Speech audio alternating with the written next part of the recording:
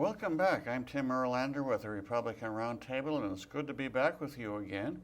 With me is once again my co-host, Mark Sullivan. Mark, it's good to see you. And good to see you again, and good to be back. And we got to take a break now for about a minute for a word from our local candidate. We'll be back with you in just a minute. Hi, I'm Chad Anderson, State Representative from District 50B. One thing that I found interesting when I became a representative was how an idea became law in our state. I now know that it is much more complex and detailed than I first thought. Now, every bill comes from an idea, and in the case with my bill, it was an idea to make it safer for those learning to drive. And one way was to strengthen the way background checks were received for those drivers' instructors.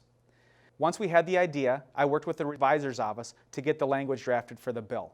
Now, this means working with a nonpartisan staff to get the specific language written so it conforms with the current statute. And once we have that language drafted, it is now time to find the co-authors. And in my case, I found the Transportation Committee Chair and the Public Safety Committee Chair to sign on as co-authors. And the author in the Senate was DFL Senator Susan Kent. And now once we get the bill drafted comes the fun part, and that's where we go to the different committees and we go present the bill to the different committee members and explain it to them and answer any questions that they have. Now, this can be a very difficult process, but I had some very expert people with me along the way to help through this process. Once it gets through the committees, it goes to the House and the Senate floor to be voted on. Now, I was lucky in my case to have it pass unanimously in the House and the Senate, and then it went on to the governor and he signed it. And my bill officially became law on August 1st, and I am proud to say that people can now take their driver's license test with greater security. I'm Chad Anderson, State Representative from District 50B, and if you have any questions, you can go to my website, chadforhouse.com. That's CHADFORHOUSE.com. And our guest is Victor Lake. And Victor, you are running for office in Senate District 51, is that correct? Yes, I am. And you are a person who fled Uzbekistan, which used to be a Soviet republic. Is that correct? Yes, came from Russia, but I was born in Uzbekistan. Okay. I think what the people want to know is just how you got here, because this is a beautiful story. What is your story? Well, I was born in a country called Uzbekistan, Okay. which is just north of Afghanistan. I think we've heard of it, not sure exactly where it is. It's kind of tucked in there somewhere. But Yeah, one of the stands. one of these stands. And yes. it was, back then it was part of the Soviet Union, and that's where I was born and spent a little bit of my childhood before the collapse of the Soviet Union. And then a civil war broke out there, and so we had to flee to Russia, where my parents are originally from. Okay. And we went from one tumultuous region to another tumultuous area near Chechnya. Okay. And I think we've heard a lot about the Chechen, did I say that right? Yes. Rebels recently, and a lot of the trouble Russia's had Yes, with them. yes, so. it's tumultuous to say the least. And that's where I lived for another few years, struggling under the chaos that came after the collapse of the Soviet Union, struggling in small town Russia with a big family. I have 5 sisters and 2 brothers, and life was tough. Life was tough until we finally took the chance, took the opportunity, and came to this great country as immigrants. Okay, but you were old enough. You did experience the socialism, the basic communism. Yes. that did exist in Russia. Yes, even though I was about 10 when I came here, but I have good recollection of some situations. Let's put it that way, of experiencing socialized healthcare, for example. Okay. We hear a lot of talk about MNsure and ACA in today's politics. Well, Right. I lived something very similar. Was as about a 6-7-year-old boy who needed his cavities fixed. Okay. So we went to our free dentist appointment. Good old government health care, right? Yes. Yes, okay. Yes. So you go there, you can't really schedule an appointment, and you sit and wait in the lobby until your turn comes. But Okay. guess what? There are people who, it's a small town, so there are lots of people who a dentist knows personally. They might be his relatives, they might be a rich friend, and so those people were in front of the line. Didn't matter if they came there late.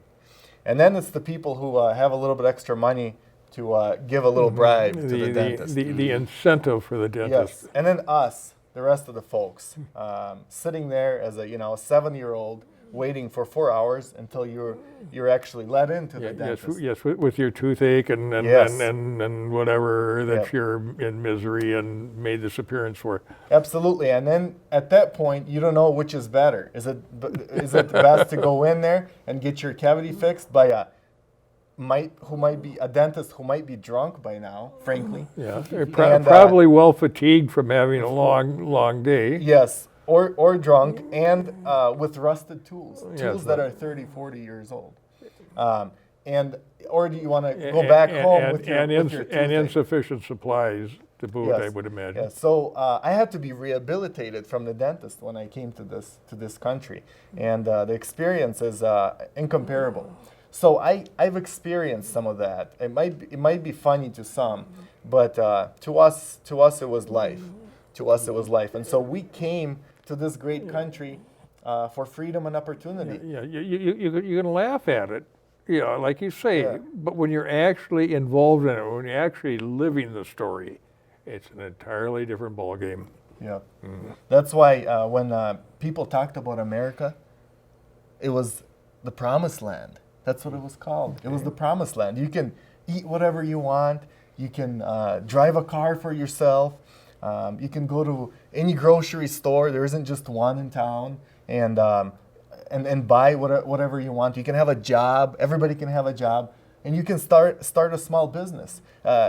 Where I came from, there was no concept of small business. My parents had no idea what small business was. So we came to the promised land. Right. Even businesses and work and so on, that's all controlled by the state. It was. And pretty much even what you do for a job was very much controlled by the state too, wasn't it? Yes, everything was controlled. Yeah. Every area, every aspect of your life under communism, which my parents experienced more than I did. But the chaos came after the communism, and so you had to employ something. So it's still socialistic. Right. And so we came to this great country, and I have great appreciation for it. I love this country, and I love this state. I've been here since 1997, since we came.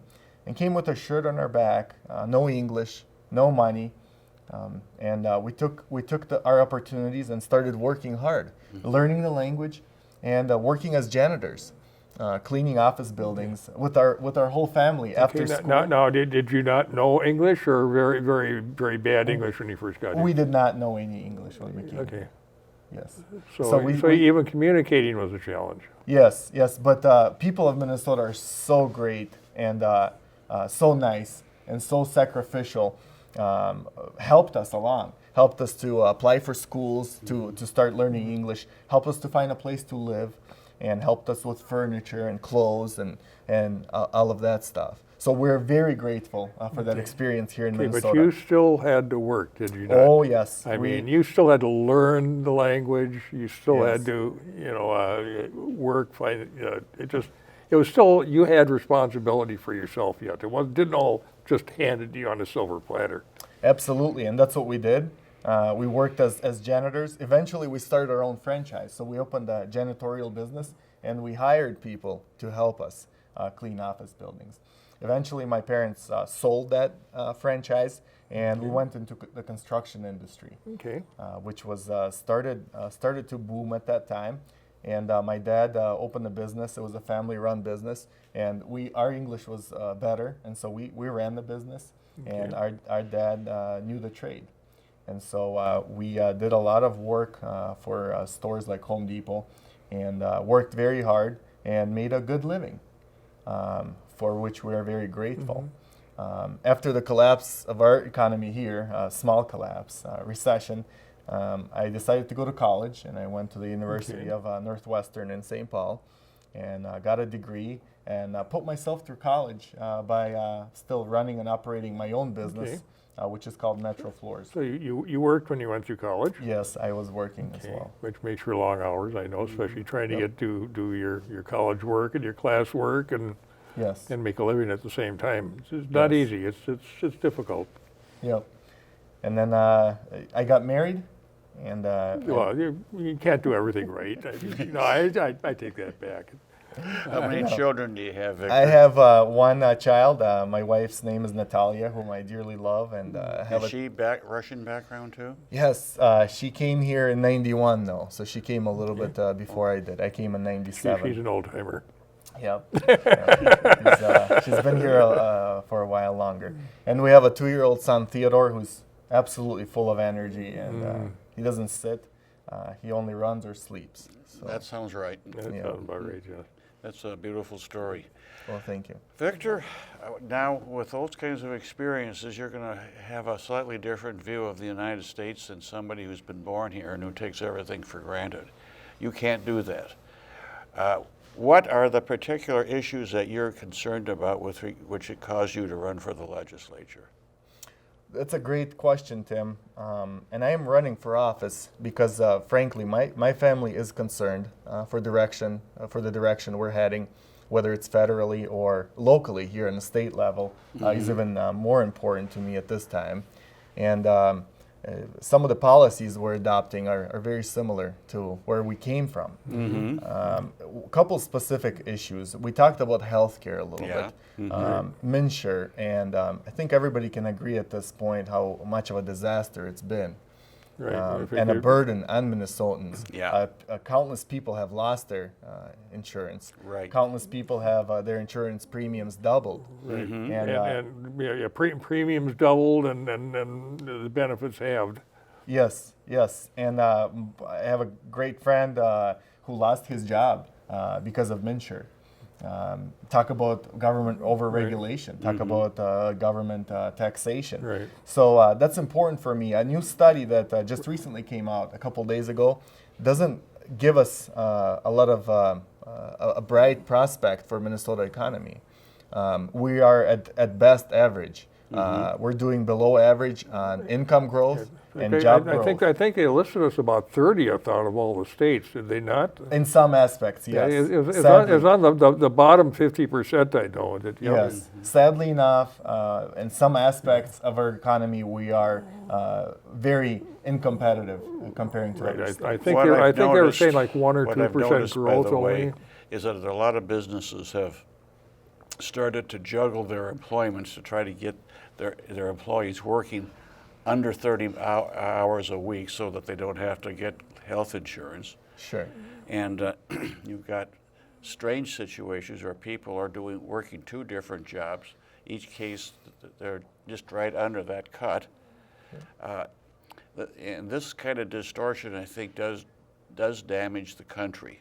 It damages people and it damages the country. The beauty of our people is that we're resilient. We adapt. Yes, it hurts, but we adapt. But we can do so much better. Yes. We can do so much better. Do we have to, do worse than we can? And talking to people in my district, there is uncertainty and fear of the future because jobs is still the #1 priority for people in my district, which is Egan-Burnsville, and people are concerned. And well, I think anyone's concerned about jobs, especially because you're making a living. That's how you put the roof over your head. That's how you put bread and butter on the table. Jobs is going to be everyone's #1 priority, and it's hurting out there yet. I don't care what they say. Yeah, well, we just got the numbers to prove that. Yeah, it is hurting. Both sides of the aisle agree. And the economy, like I said, is growing 1 or 2%. That's very, very slow. It's almost a stagnant economy. Yes. Yes, and I run to people who are leaving across the border, other states, because the tax climate's a lot better over there. Business is leaving. Businesses are leaving as well. Yeah. That's absolutely right. I have a story of that. This happened some years ago, but I knew a fellow who had a construction business in Minnesota. He moved to South Dakota, to Sioux Falls, which is right across the border.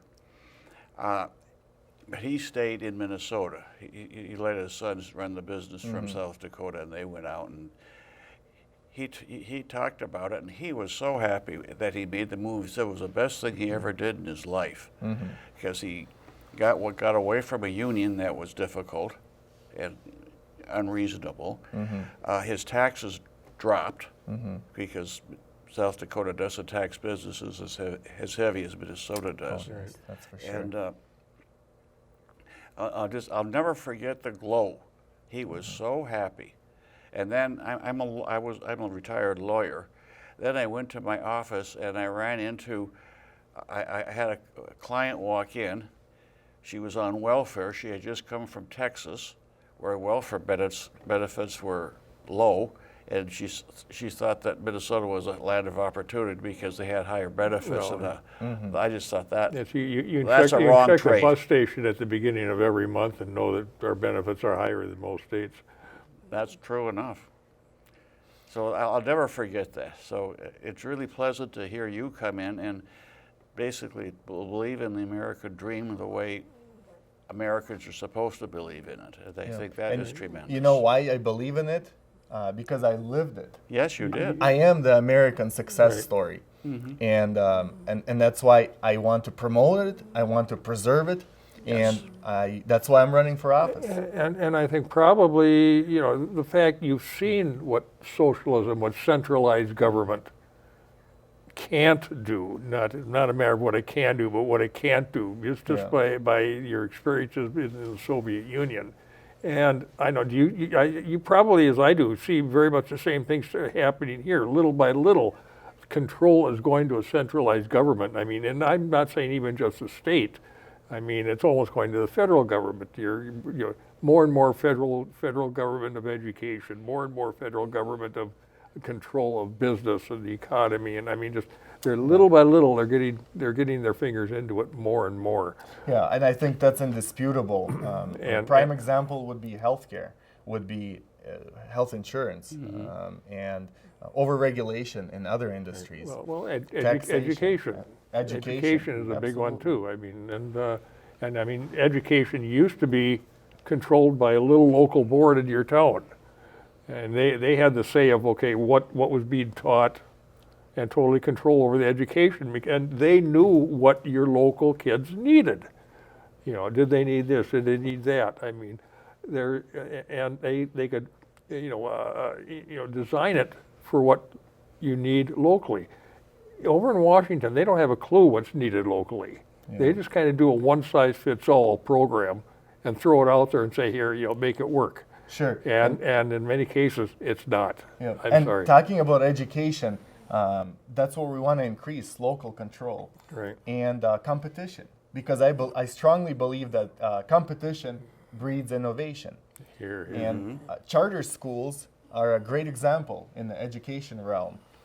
How they make public school districts, even though charter schools are public, traditional public schools compete and do as well in some areas, do as well as charter schools, and want to do as well because parents want to see their kids succeed. Right. And I would support children, and because education should be about children. It shouldn't even be about teachers. It should be getting them ready for the real world to make a living, to literally work those jobs that are out there, and math, science, history, English, communication, and they're not getting it. They're literally not getting it these days. They're getting all the other fluff and very little of the good old hard education that all of us used to get.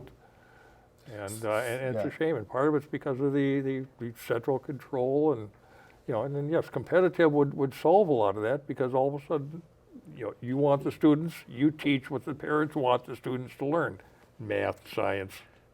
Victor, there's one thing I want to make sure I ask you before we're done here, and that is, do you get to go back to Russia periodically to visit family? I have been back there, not recently, but I have been back there. And one thing I'll say to you is I would never live back there again. This is my home, and I love this place. And I like to go visit other areas, especially where I came from. But this is my home, and that's where I would stay the rest of my life. Yep. That I believe. You certainly, you've seen enough to know what you want, that's for sure. What other issues really are interesting to you, Victor? Absolutely. So all the issues we talk about, they have a similar underlying theme, right? Government knows best, or freedom, Well, individual freedom, Right, right? government, government thinks they know best, yeah, So two and different individual philosophies. responsibility. Absolutely. So whether it's business climate, taxation, regulation, or education, the underlying philosophy is there. Right. And another issue is roads and bridges. And believe it or not, same philosophy there. So what do I want? I want roads and bridges because over 90% of our population drives a car. Yeah, And now that is one of the responsibilities of government. Government does have some responsibilities here, but yeah, I mean. yes, absolutely, to build our roads and bridges and to keep them But safe. that's also local government's responsibility too, because we know what bridges we need, what roads we need. Once again, you get it too far away, and it becomes a one-size-fits-all, and it never works. It never has worked. Yep, and, I'm always for more control, but what happened this more local control. Let me Right, qualify exactly. that. But what happened the last session was that we didn't pass any transportation funding because of political bickering over Light rail, over I the think. light rail. Light yes. rail. Yes. So the we won't get into ranting and raving about the light rail either Yeah. right now. So Yep. So I want more freedom for the individual, which is what? To drive a car and not be stuck in traffic for 2 hours going home, right? And if we want to decrease, or to be jammed in a light rail car, with Yes. with 60 other smelly armpits, Well, what's one of the problems with the light rail is that these trains are running mostly empty. Every time I see one, I sit back and I see how many people are in there, and generally speaking, I can count them on one finger. yeah. And I'm not here to necessarily bash, on the light rail that we already have, and it might be useful in the city, okay? Not to talk about that, but the new light rails, for example, down to Burnsville and Egan or other suburban districts, Going out to it just Eden Prairie and, doesn't make any sense to me because once you build a $2 million light rail, and what if the travel patterns change? What do you do with that?